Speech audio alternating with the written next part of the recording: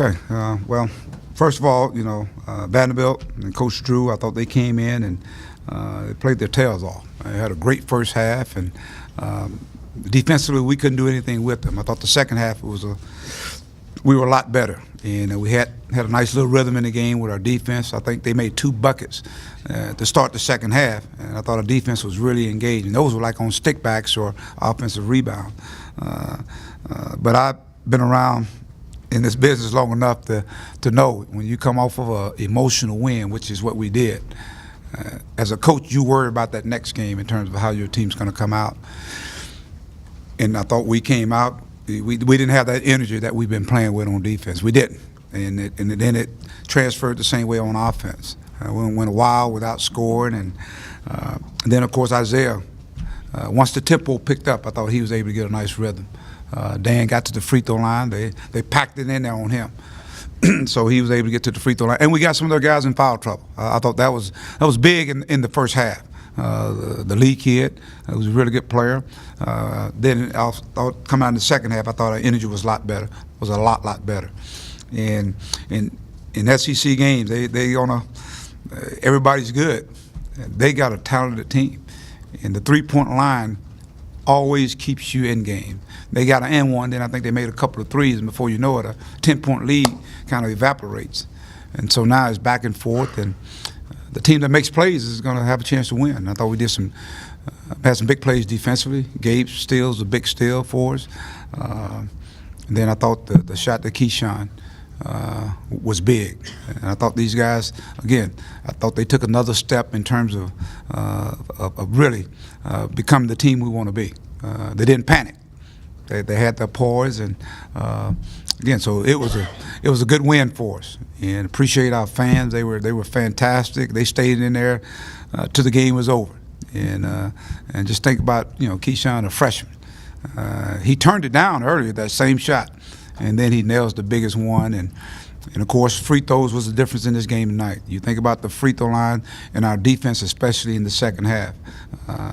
That was huge in this game here. Yeah, Mike, on that possession where Keyshawn gave you the lead, they made you pass a lot, played pretty good defense. Just what do you think of your all's execution and you're a freshman to hit a shot like that? I thought it was good. I thought they trusted each other. That's to me is the growth right there. There are a lot of teams where a guy with the ball say, I need to make the play. But I thought Dan did a good job of getting it through that double team because they had him sandwiched in there. And as a matter of fact, the shot came to Keyshawn earlier. He turned it down, and then I think Dan got it to him, and he was wide open. And that's just trusting your teammates. And that's the thing I talked about, having patience with this team. They'll start figuring out the roles and understanding, the personnel. We put him in there for a specific reason because, with the forwards, they were just packing it on Dan. And so just think about it. It worked to our advantage because even with that being said, they still doubled him. And Dan was able to find a guy that was wide open with the clock running down. And then, of course, on defense, I think they get a charge or run into one of our guys, and Mason goes and knocks free throws down. And I thought that was huge. Mike, what's your philosophy on fouling or not fouling with with a 3-point lead, the clock winding down?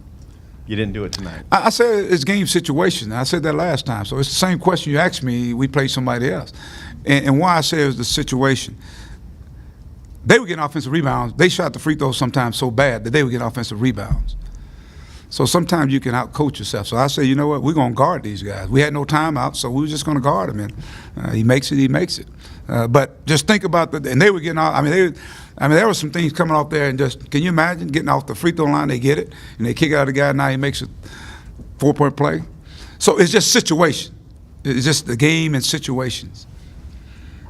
Mike, Jalen had took the charge. He had a bunch of charges taken. What did you think of that particular play and just the charges taken all night? I keep saying our defense is saving us right now. We're building a wall in that lane, and those are huge. And that was the best player. I think they were one of the best guards anyway with Lee that fouled out of the game. So again, our defense continues to get better. And I talked about charging.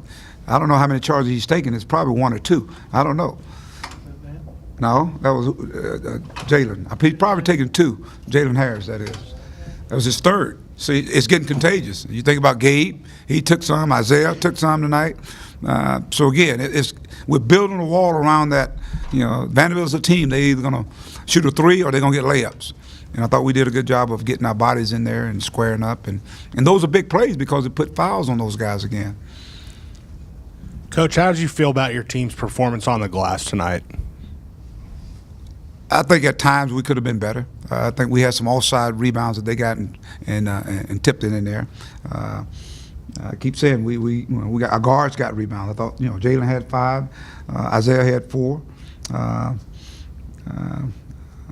It was a lot better effort than we had at LSU from the standpoint of trying to get in there, and we just got to continue to work on it and get better. We got to do it by committee. A lot of time Dan is going blocking shots, so it's got to be up to those other guys of keeping people out of there. Again, our defense we had 8 turnovers in the first half. Just think about that. That enabled them to get scoring on the other end. Again, it's tale of 2 halves if you want to call it that. I think you had about 8 turnovers in the first 10 minutes or something. Then you only had 3 the rest weird. of the It way. was weird. It was just, it was, and I think about the last time we played them here, the same thing took place. And so, what was the key to not turn it over after that? Stop thinking. Just play basketball. Stop thinking. Start playing instinctively and trusting each other and getting the ball to the guys that had the hot hand. In the first half, we shot a lot of free throws. In the second half, we were in the 1-and-1 with 14 minutes to go. I still don't think we did a good job of really attacking and making them foul us and get to the free throw line. But when we did go to the free throw line, we were 15 out of 20. I thought we were pretty good. And you can continue to see the sharing of the basketball. 18 assists. That's sharing the basketball. And we didn't shoot it great, but we shot it pretty efficient. And we did a good job Dan did a good job in the second half of establishing himself inside. When the tempo was going up and down the floor, now it's easy for guys to get in spots and spot up and get him the basketball without people around him. And he was able to make some plays. I think Isaiah gave him a couple of nice passes going to the basket. Again, this team, Isaiah had 5 assists tonight. So that's the beauty of this basketball team. He's scoring, but he's also assisting as well. Free throws have been an issue in a lot of games, but tonight, like you said, 15 out of 20, and Daniel hits 10 out of 12. I mean, that was a real shock in a good way. What'd you think of that? It was good. He's done it before. He's been 9 out of 12 or something like that before. So I think he's taking that challenge personal because he's getting fouled a lot, and he knows it's going to help the team. So he's continue to put time in, and just his rhythm. He got a much better rhythm now. Much better rhythm.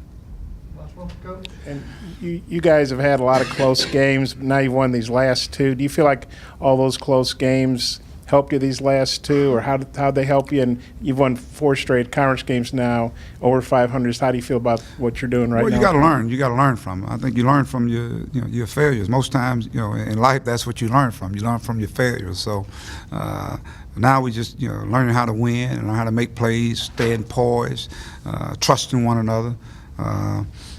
I think that's part of the process in terms of learning. Now we got to go to the other phases. That is, when we get a team down, we got to learn how to keep them down. We're up 10, and let's come back and let's keep building, doing the things that what got us there. And but let's credit again Vanderbilt and Toy. Seemed like he has a great game every time he plays against us. They play well. I thought they hung in there, and that's what you're supposed to do on the road. But we had some guys that kind of answered the bell. I couldn't say enough about the steal that Gabe had. That was a huge steal for our basketball team. All right, have a good night.